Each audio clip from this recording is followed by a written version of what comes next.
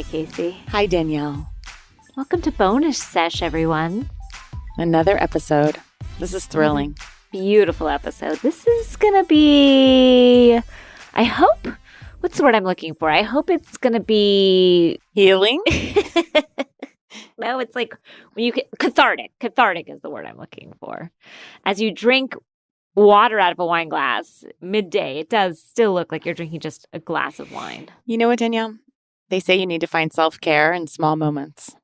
Someone said that somewhere once. Ew. And what asshole said that? I know. Again, it's that my office only has, that I rent, it only has wine glasses. Very oddly. It's above a wine bar. And Makes sense. So, but I got to tell you, it does feel like it's elevating something for me. So it elevates the proceeding. Yes, no complaints. Mm-hmm. Now, today we wanted to talk about something that's very close to our hearts. It's especially close to Casey's, but I think it's close to mine, even though I don't talk about this subject. Even though you haven't built your platform around this promotion. We're going to talk about anger today. Anger, because it is so apparent and so a part of my life during this pandemic and otherwise. But let's let you start with anger, because Casey, you have a friendship with anger, a love-hate relationship with anger.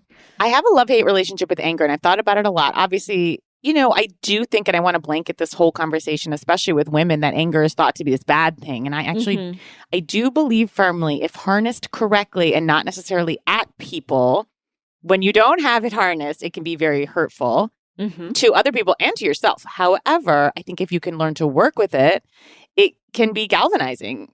That said, the notion of an angry woman is sort of something that we hear in society that is looked upon as bad. Whereas when we talk about their anger, it's sort of just like, oh, men have anger. You know what I mean? Whereas like women having anger, it's like supposed to be not what we're about. Like we're supposed to be, you know, it's supposed to be sort of the opposite of like kind and caring and mothering and all this bullshit, when I feel like we have just as much anger as men. And may I say even more of a right to it. Oh, so much more of a right to it. And I will say, you know, I've spent a lot of time really trying to get at the why of the anger. And that to me is just losing its power as I'm 40. Who gives a fuck why? I used to be like, it's because I'm a Scorpio. I'm Italian. I'm an actress.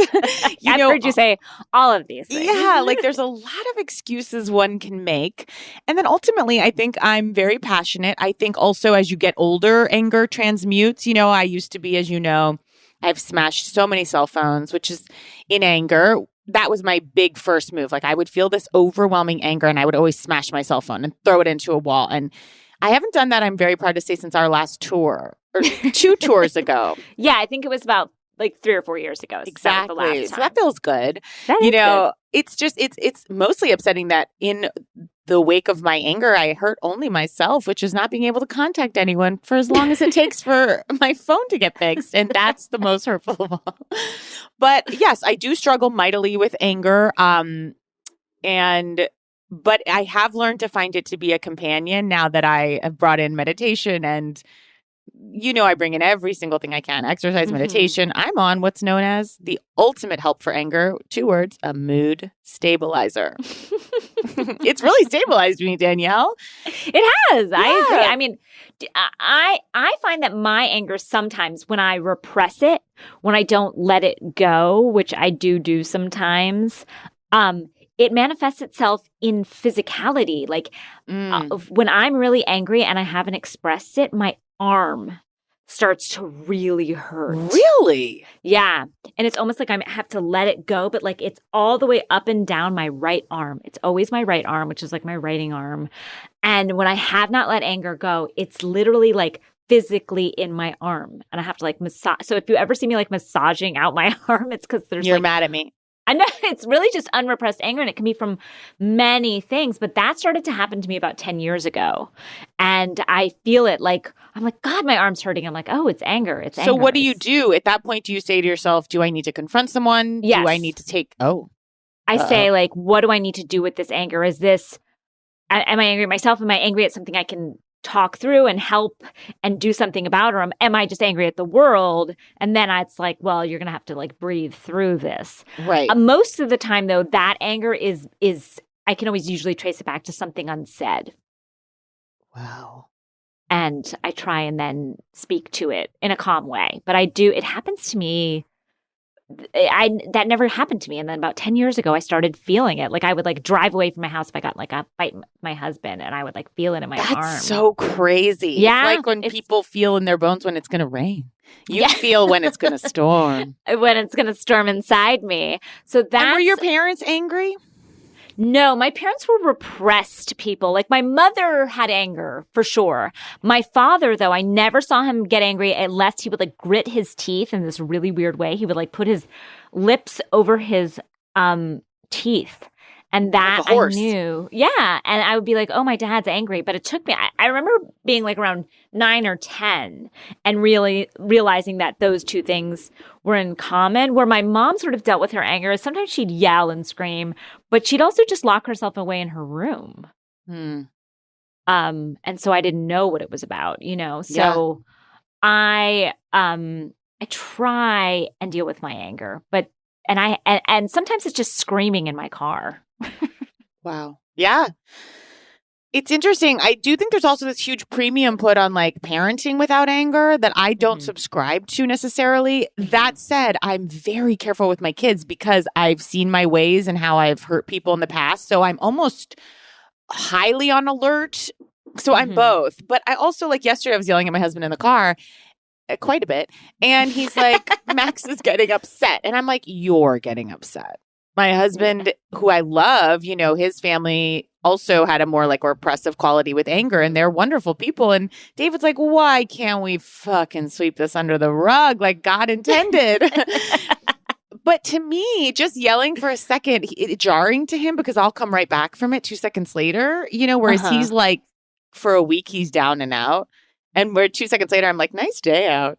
Oh, well, my sister and I, like, that's what I love about having, like, a sister or a sibling, even though I did not give my child one. But that same gift was not afforded your daughter. But my sister and I would seriously, and to this day, would be like, fuck you, you bitch. And then be like, 5 seconds later, like, what should we have for lunch? Like, there is something about being able to be angry and being able to recover from that anger beautifully, that is a gift. Like, so sometimes, like, and maybe I'm just saying this, I never like say hurtful things. I'm very aware of saying hurtful things to my child, like, you are this way, or you are, you know, like, just because I feel like that sticks. But I do raise my voice to her, but we also recover. We do recovery. So sometimes there's an apology. Sometimes there's like, Mommy's just angry right now. Or sometimes there's like, you know, you're really frustrating me and you needed to know that and you weren't listening to my voice. And so it got raised. And that builds her understanding of like certain behavior in the world. I'm not saying her. Like, it's not okay. And if we're all just like, I see this parenting where parents are like tying themselves in knots not to like, you know, put their kid in their place. And I'm like, you think I saw repair growing up or an apology? I saw my parents, I've told you, throw chairs at each other. And I just didn't even look up. And it's like, again, but I also had a very happy childhood. Like there was a duality to it of like, people get mad like at Italian weddings. People fight in the parking lot. Yeah, like at a funeral or a wedding, people will be physically fist fighting. Good family members. And then like later that night, they're like singing. It doesn't faze me, although it did scare me when I was little. I think I say that as like a cover, but there is something terrifying, obviously, about your parents being angry. So I try to spare my children from that, but I don't know. I think anger has been so great to have this last 4 years, especially because anger about injustice is the only thing that fucking gets things done and hopefully like shifts a needle and you know, complacency is just the death of everything we have. And I want to make female anger, because I do think females being angry because of this election. I've never seen more women mobilized in my life by their anger and their fear, but and their hearts and their compassion, but that mobilization was huge. And I feel like let's normalize. I want anger to be normal. I want it okay, especially for women to be angry, so that it's not this thing that is looked upon as, oh, she's crazy, because I think anger and crazy went hand in hand too. And particularly, as we know, and I will relate this back to housewives, but for Black women, what happened with Monique and how everyone reacted when Monique let her anger out. And again, we've discussed it, but obviously in a physical way, not great. But the pressure I think Black women are under to suppress anger so as not to be seen a certain way is so fucking unfair. Like, there's a lot to be angry about. And to me, you're right, Danielle. It's like suppressing it. Your arm is something's going to give. Yeah, something's going to give because it's not going anywhere. I hate when people say this, like, oh, so-and-so, this thing will make you sick if you hold these things in. But there is a link, like health and, holding things in. I've never held one thing in, so I don't know that feeling. I don't, but I will say, and this is maybe kind of like, I think they do this a lot in like 12-step programs, which is like, we've all heard of like making amends. But there is something very powerful I have found about going back and apologizing, even if it's years later. Now that I'm more in my right mind. I mean, one time, Danielle, I called, and I'm not proud of this, on a boardwalk in Rehoboth Beach, Delaware. Now, my mom had just passed, but it had been a year.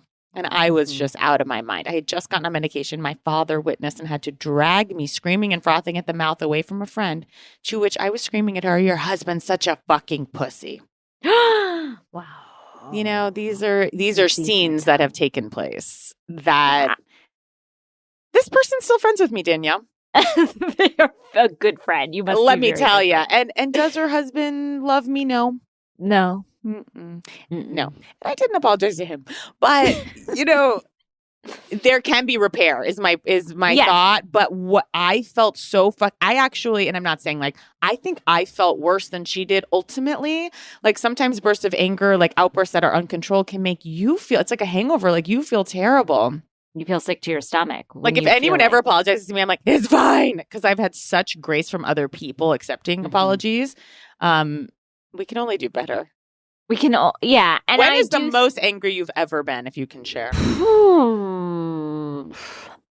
Sometimes when I'm so angry, it turns to tears pretty quickly. And that's another thing that makes me upset because, like, a lot of times people show their anger in tears. And then that shows some sort of like, oh, I can't handle you. You're being emotional. It's like, no, this is how my anger is expressed. You know what I mean? So I think that when is the most angry I've been? I mean, probably at my husband because it's so emotional and there's age as old as time, song as old as fry. Yeah, so I'm sure it's been, I think some of my anger is also like left over from trauma in my childhood I sort of went through a childhood where people were telling me I couldn't do things and I didn't understand the reason I couldn't do them. It was a lot of because I've said so, and there were random rules and random like no's and withholding of stuff, both affection and just happy things I wanted that didn't feel crazy, and I don't mean like things like expensive, just like life things, right? And it went. And I didn't get it. So now when I feel as if someone is not letting me do what I want to do or what I as an adult should be able to do, and whether it's small or big, like I really wanted to go like to Europe, and my husband was really just didn't want to go. And we had, I didn't want to go expensively or anything like that, but he was just like, I don't want to go. And like, I don't know why, but I was apoplectic. And I know it sounds so like, and I'm sure, but it was just all this childhood. No, because it's not about that. Yeah. That's like what's standing in for all the trauma. Yes. But all this trauma came up from my life of like, I'm an adult now. I can finally do what I fucking want. No one can hold me back. I have the money. I have the time. I have done this thing. You've done the work and earned the trip. I've done the work and I can't go because you don't want, like it made it like it just hit everything, and it was an explosion like I've never done. And we did end up going, and he didn't know when it hit him because he didn't right, because on its face, it's like he's like, I don't want to fly that far. Yeah, I'd rather do something else. Like, it was just like, but it to me was like this huge, like, it was That's nice that he did go because yes, those things can become so big when then it becomes about that thing. But you really did want to go. I did. And I'd wanted to go my whole life and I had never been. And it was something I'd always dreamed about. And he was all of a sudden like standing in the way of this dream. And I didn't understand where he was like, it was just like someone told me no. Well, when this pandemic's over, I'll go with you. Yes. I'll go anywhere.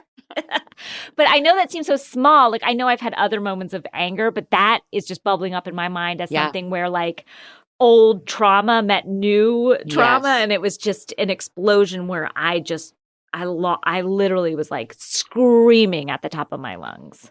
And so that's just something that came to mind. Yeah. Oh, and then when I was a kid, I took my mom didn't let me do something and it felt arbitrary to me. And I just decided to ruin my whole room. Like I ripped off the bed sheets and just took all the clothes out of the drawer and I was like, look what I've done. My mother was like, yeah, now you have to clean it up. Yeah, the end. So anyway. God, I'm just trying to, there has been so much, Danielle. I'm flashing through 20 altercations I've had with people where I'm chasing them down the street, people I don't know. God. I think I might have told you this, but one time my parents wouldn't let me go out or they didn't let me have the curfew I wanted. They were like so fucking annoying with that stuff. And without even like the minute they said no, my hands were on 2 wall sconces on either side of me. I was in a hallway and I ripped them both out of the walls. It was just wires. Like I hung on them like a Hulk. Like Ramona. They were shocked, They were to shocked. Have that strength at such a young age. One time they told me I couldn't call this is my history with phones. It's very weird. Finally, it is phone. My mom finally installed a phone in my brother and I's room because she was just like, I'm so fucking tired of like picking up the phone of your friends calling. So it's just out of laziness, not like to give us a gift. And it was like remember that clear plastic phone with all the like neon colored wires? Yes. So I was like in heaven, right? I'm like, this is what I've dreamed of. It might have even been like a Swatch phone. Like it might have been that was my Europe at the time. Yes. And I did get it. But then my parents wouldn't let me call my boyfriend, Steven, who I was so obsessed with. It was just truly like beyond natural. And I screamed, if you won't let me call him, I won't call anyone. And then proceeded to rip the phone out of the jack and the jack out of the wall. It's like, it only hurts me. Now I can never call him. No. Yeah, our anger does hurt us. I also, technology and anger are wrapped up in a big gift for me, and all our listeners have seen that that's not our strong suit. Yes, technology, like it's so above my head, even the simplest of it. Like I don't understand it. I fear it. So it makes me, anything I fear, I get angry at. And so when I can't understand it or when something's going on, when I can't get it right, when it backfires on me, when it doesn't work like I just scream, I cry, I get mad. I flip out. Oh, I forgot about this. When I was younger and I would always ask for my dad's help with like homework or writing or something. My dad is a good writer. And I would ask him for help. And then if I didn't like what he was saying, and this is gross, I'm not proud of this, but I would hit my father. Wow. So tough. It's tough to say. I mean, I was like a teenage girl. Wow, you weren't like 6. No, I was like 15 hitting my father, like not across the face or anything, but like hitting him. And he would have to like back away and be like, I gotta go. He's like, you gotta calm down. And I see some of that in my daughter now where like I'll be helping her with something and she's like, you don't know what you're talking about. And I'm like, oh God, like I see it. There it is. Coming. I know my son has it. And David's always like, that's you in there. I'm like, is it both of them? Yeah. Both. Yeah, both. But Dave's always like, there you are. And then I get really fucking angry at that. I'm like, not every like bit of anger comes from me. Like, and then I'm like, I've seen some pretty fucking angry people in your family, sweetie. And then it's like, he's like, you're so angry about, I'm remembering another time that I got kind of similar to Europe. Like in its face, it was like, what the hell's happening? And they were so shocked, which was with June and Patricia, my 2 best friends. When I got on SNL, they came to see the finale of my first year. And there was only 6 shows that I had done, but there was like a huge party and they were like, bring friends. So June happened to be in town, or she came for it, I think. I can't remember, but it was like exciting. And I'm thinking like, this is great. And I got through this, but I was also like secretly so happy for it to be summer and to be over.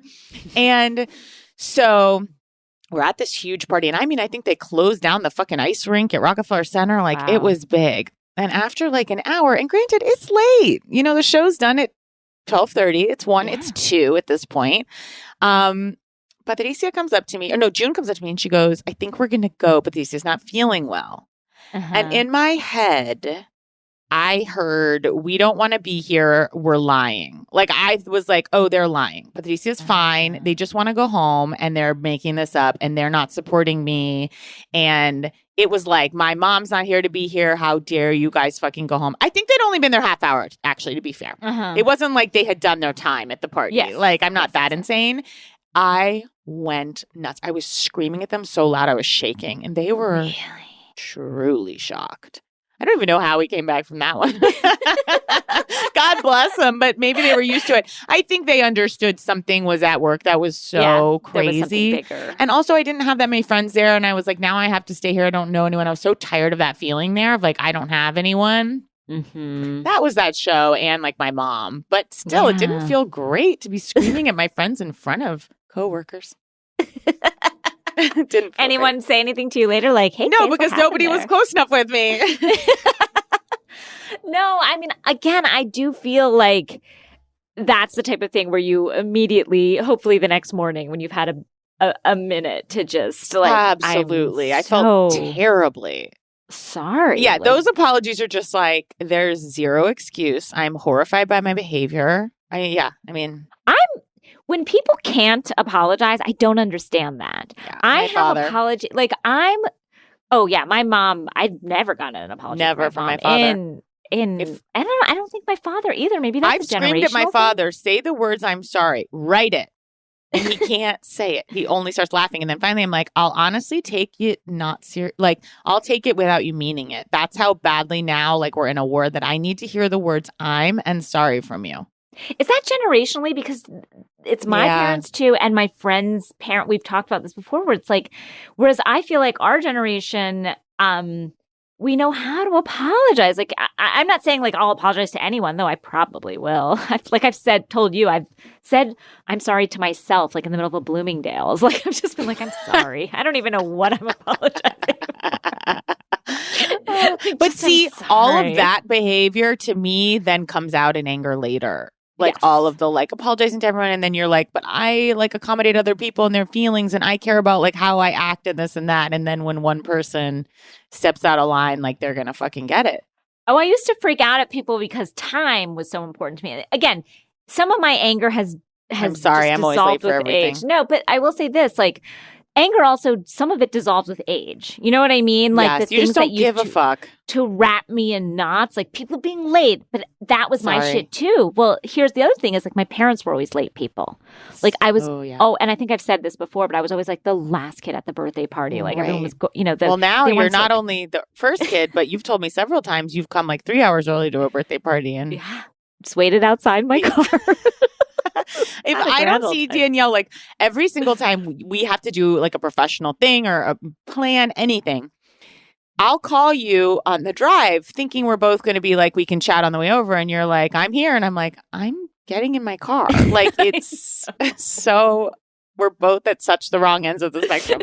But I have also learned what that's about. So it's like, okay, it is pathological for me at this point to be early. Like it gives me anxiety if I'm not early. It just does. So I have to So who's it do hurting? Me. I have to do me and be early. But I can't get mad at other people for doing them. Yes, you can. But no. But you should. It's so rude to waste someone's time. 5 minutes late. Like 5 minutes is nothing. You know what I mean? Like if someone's like 45 minutes, if you're going to pull a fucking... I'm not Teddy Mellon is what I'm saying. Yeah. I'm not Dorit. I'm not Teddy. That's like, who's just like keeping tabs on everybody. To Teddy's credit, though, Dorit was pretty late. Dorit was pretty late, but Teddy's so fucking annoying. That it's almost made it like, come on, Teddy. And Teddy doesn't realize that, like, and it's also Teddy's pathological need to be early and be on time and to catch people in the act and be a hall monitor. Like, it's just like nobody likes that either. So just like cool it. Do you, let other people do them. Well, speaking of Teddy, Danielle, there are some cultural people that kick up anger. And Teddy was a lightning rod for that. Mm-hmm. And she even said it. She's like, people seem to want me deceased. Like, that's how angry she makes people, and I wish that would change my anger. What do you think that it doesn't. It doesn't even begin to move the needle for me. If anything, I'm more angry that now she's bitching about that. I'm like, shut up. If you recognize your behavior angers people, do something about it. Or like, honestly, like, go away. I know, she refused. But why are we so angry at this woman that's like ostensibly like very harmless too? But she's not harmless. Because she's not harmless. And that's the thing. Her accountability bullshit, it's not accountability. It's cutting off food. And I'm not even saying like her diet, but it cuts off. It's like getting in trouble. Like, nobody wants to be in trouble for running late. But if you were around Teddy and you would be like, oh, I'm going to be 5 minutes late, Teddy's going to be so pissed. Do you want to live your life like that either? Well, I don't have one friend that I would put in her category. I refuse to be friends with hall monitors, as my mom used to call them. No. Like, that love to catch it in the act. Yeah, it's the worst fucking type of person. It's like, I like a type A person. You know, my favorite personality type is, and I think you kind of have this, is like, you have a type A in you. Yeah. A type A person, but who's also, and you have a very beautiful combination of it. It's a type A, but laid back. Yeah. Which you don't often see, and wants to have fun through an intensive, like, you have a great work ethic, you're on your shit, you're 45 minutes early, but things roll off you pretty easy. Yes. And again, you're self-deprecating. Yes. Well, that comes with age, which is like, you also realize, like, I'm type A. I want my stuff to be done. I want things to be good. I want to be organized. I want to make a good product. I want whatever I'm doing to be respectable. I want it to show that I respect the people I'm around. And like, so that's all, like, I want this to be good. I want things to be good. Yes. But at the end of the day, and I hate that phrase because it's so reality, at the end of the day, I also know like what's important and what matters and what really matters. I think most of the time, unless I'm crying about something in my car. Then well, they always say, you know, isn't it? Oh yeah, mad hides sad. Yeah. And look, I think most of the times you're screaming and angry at someone, there is like such sadness under it always. But I don't know. For me, anger is such a. Do they bring up tears though for you? Because I feel like, I don't think I've ever seen you like unhinged, and we've been through stuff together, but I think we laugh a lot through anger. I've gotten a hold of myself a little bit when we started working together. Tonight, one time, I'll tell this story. She won't mind, but my sister-in-law got into a screaming fight in front of David's parents and our kids and like a kid's friend, her daughter's friend. It was so horrible, and I had to call that mom too, by the way, and apologize. Wow. But we were at the pool. My babysitter was with me. My kids were young, and it was just like a miscommunication, but then things went so awry. Like, whatever happened. We are screaming at each other. David was not there, by the way. He was at work. So I'm just like screaming, and David's mom is the nicest woman in the world, and she's physically standing in between us, attempting to. And she keeps going, I think you're both right. She's like, you know, like, then David's dad goes, I'm not staying to watch this. And he storms off. And then it was, God, what was the whole point of this story, Danielle? Just anger and sadness. Yeah. But I think what happened under it was like, I think there's a lot of anger. And she and I share this quality when in letting go of your original nuclear family. Oh, for sure. There's something about it that has nothing to do with the people, because I know how much she loves me and I love her so much, and we're very similar and we get along so well. But something about this, it's territorial. Like, yeah, it's like I am now with her brother. And so that's been a big change for their family, obviously. And then on my end, I was like angry at her because she still has her mom and I have young kids and I don't have anyone like doing all the mom things for me. Like, even though, by the way, David's mom does do all that stuff. It's just all nuts. You know, it's like none of it is based in reality. No. And everyone's bringing their shit to the argument. So it's just, we're not even arguing with each other at some points. We're just arguing with ourselves. Like, we're just Exactly. yelling. Well, there was a hero that day, Danielle, very quickly. And that was my babysitter, Jen. Because she's a hero. I love she's her. a hero every day, like beyond. But what she strategically was doing behind me, and this fight went on. It was not a quickie, okay? Went on for like 3 or 4 minutes. And Jen was packing up our stuff. Oh, so like Jen knew, like, no one's staying here after this. Like, I wasn't even sure. Like, I hadn't even gone there in my head. Like, are we going home? Like, what's happening? Jen was packing up everything. And then when I got my last fucking zinger out, she pushed the stroller past and we walked out. She's a hero, because so you could just exude. It was just like exude. Like, she had gotten my phone. She had everything. And we never spoke about it. That's a true. Yeah. That's someone who's got your back. And look, I was wrong in most of that fight. But, you know, it did feel good to just be able to walk out.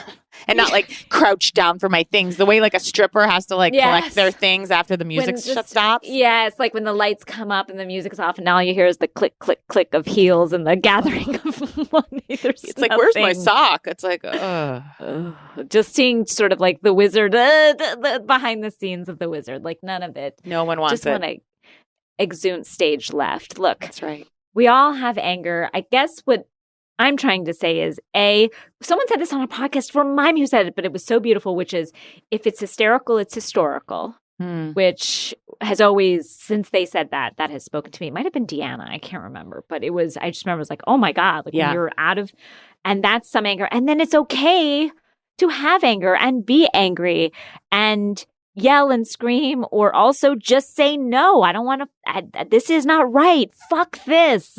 Yeah. It's okay.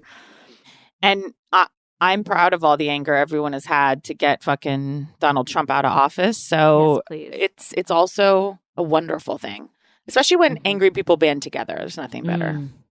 Nothing better than in a good way, not like the Proud Boys. Yeah, there's some anger when angry people band together. Sometimes it can cause destructive circumstances. War.